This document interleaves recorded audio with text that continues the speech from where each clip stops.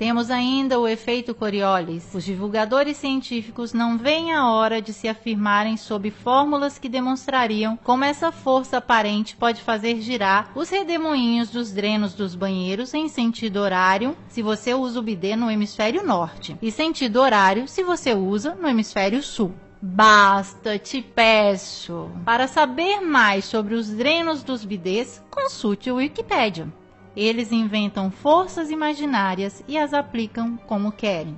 Fazem valer o efeito Coriolis para um tiro de bala disparado no ar que supostamente se deixa agir dessas forças antes de bater no chão, mas não para um avião que deveria também sentir o movimento da Terra e aterrissar assim, porque as loucuras podem ser colocadas em circulação até que se choquem com a parede da realidade. Vamos desmascará-los. Os redemoinhos e os drenos dos banheiros giram ambos os sentidos em todos os lugares, e os aviões podem aterrissar tranquilamente sobre a Terra parada.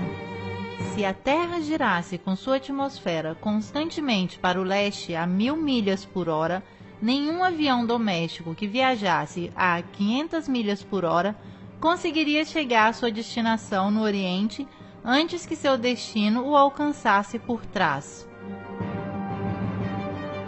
De fato, se refletirmos, a rotação da Terra é invisível. Infelizmente, nós não acreditamos naquilo que vê em nossos olhos porque nos ensinaram um sistema maquiado, o qual nos faz acreditar naquilo que nunca foi confirmado da observação ou dos experimentos. Lembrem-se, nenhum experimento jamais demonstrou que a Terra se move.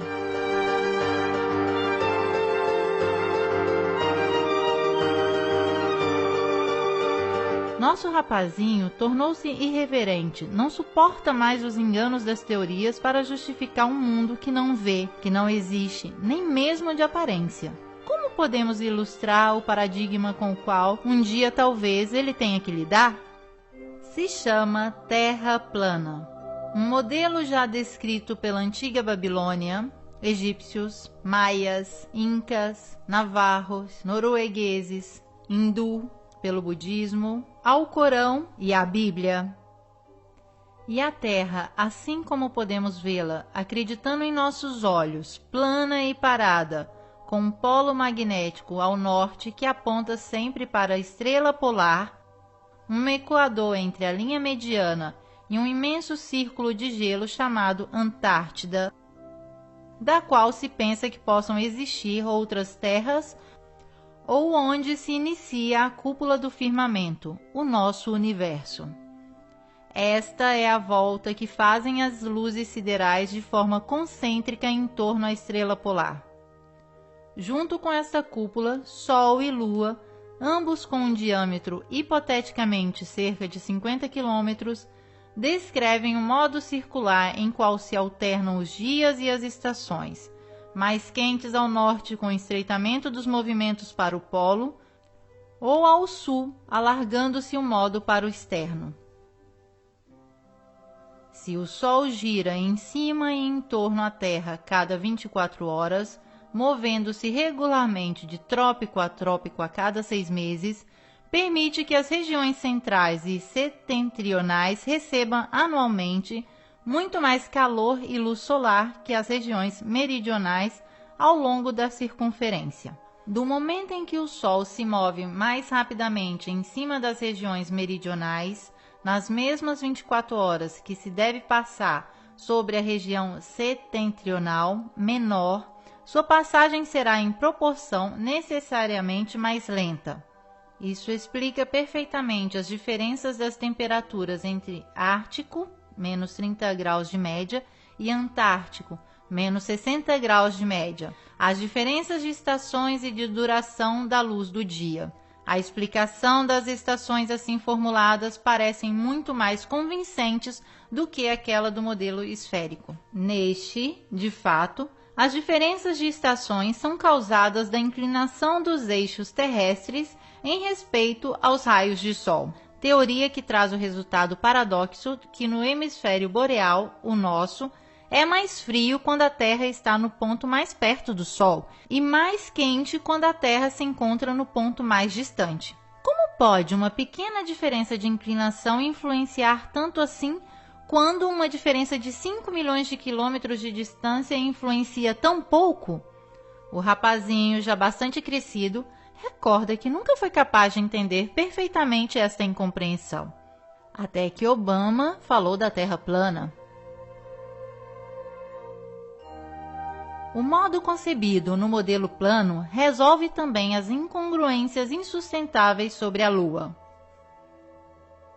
A versão mais aceitada nos conta que a Lua gira em torno da Terra com uma órbita de 28 dias. O modelo esférico apresenta, porém, vários problemas de ordem. Primeiro, nos indica uma Lua muito menor que o Sol, enquanto nossa percepção da realidade mostra dois corpos sólidos e de tamanhos parecidos. Segundo, para justificar o fato que vemos sempre uma fase da Lua, o modelo força um improvável movimento sincronizado com a Terra, graças aos períodos de rotação e revolução lunar idênticos. Mas, se fosse assim, não se pode entender como foram provocadas as crateras na fase visível da Lua, uma vez que está sempre virada para nós. Terceiro, neste modelo concebido seria impossível ver a Lua cheia de dia. Mas é aquilo que vemos na realidade. Quarto, alguns eclipses lunares são incompatíveis com a teoria. Assim explica o eclipse o modelo esférico. A Lua entra no cone da sombra da Terra, que interrompe a iluminação da parte do Sol. Vejamos. O nascer do Sol nos Estados Unidos, a sombra da Lua deve ser para baixo necessariamente.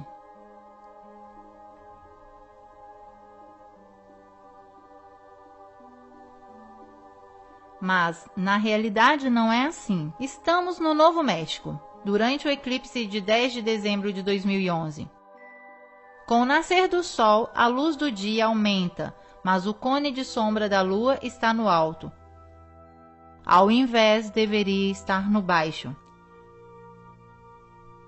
Este mesmo fenômeno foi observado com incredulidade em Illinois às 6h30 da manhã.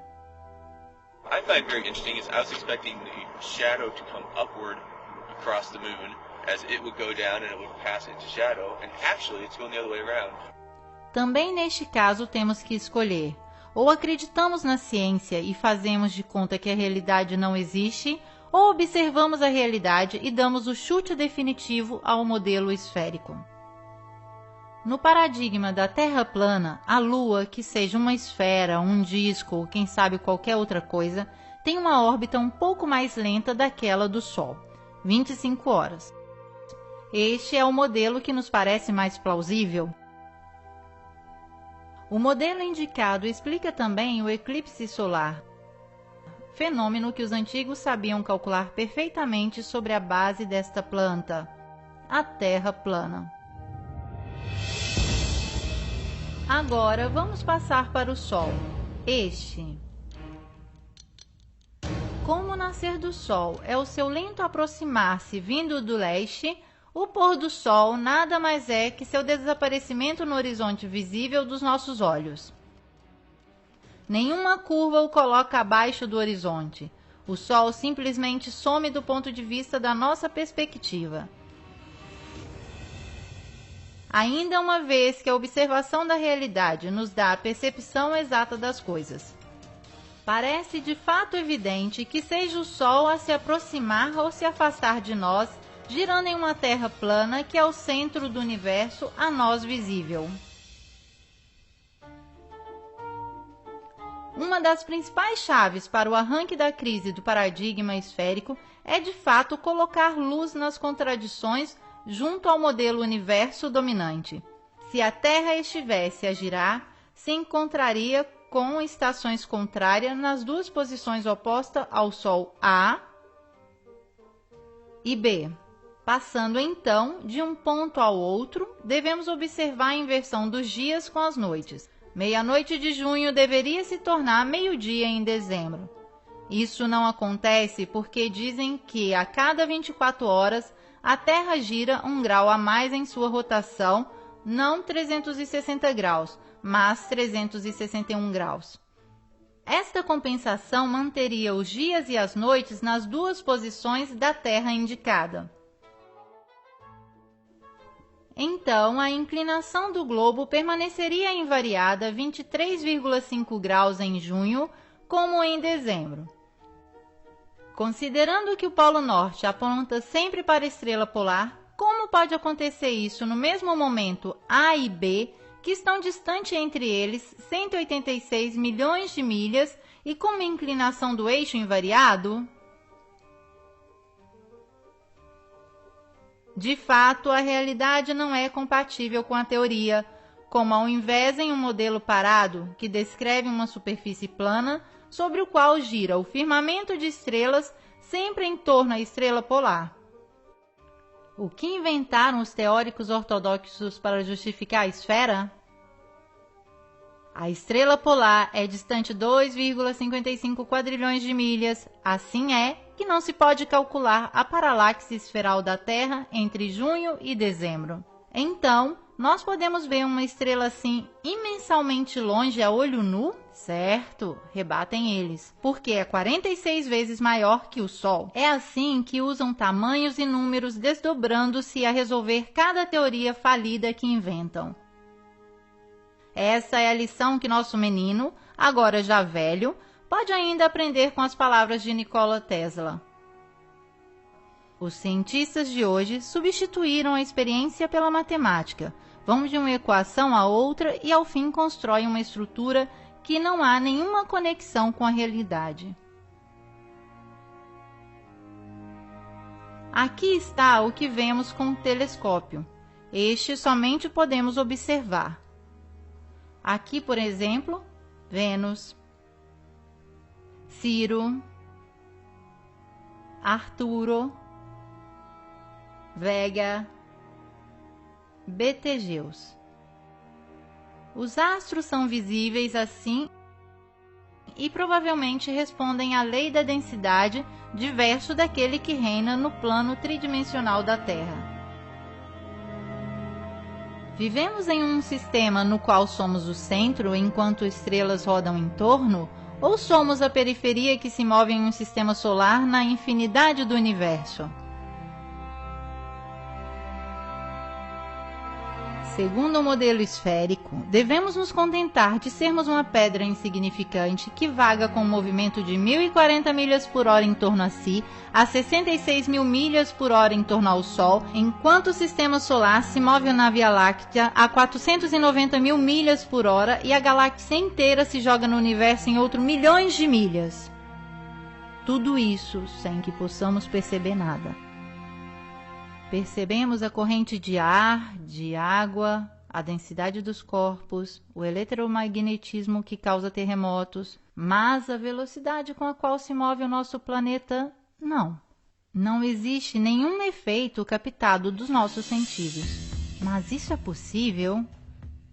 O modelo proposto de uma Terra em caminho não combate com aquilo que vemos no céu.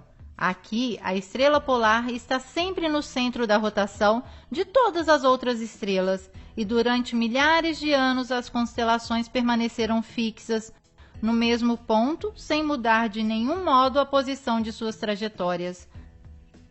Se a Terra fosse uma bola orbitante em torno a um Sol que se movesse em uma galáxia surgida do Big Bang, como afirma a NASA, seria impossível que as constelações permanecessem imóveis.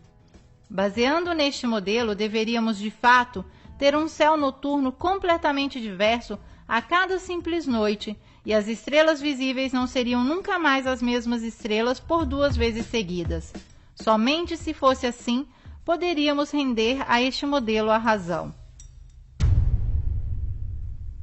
Mas a ciência ortodoxa dispõe do paradigma dominante que foi criado em 2 milênios e o desfrutará o máximo possível, exibindo leis feitas de equações que terão em único escopo de render inacessível a observação do universo e a crítica do modelo imposto.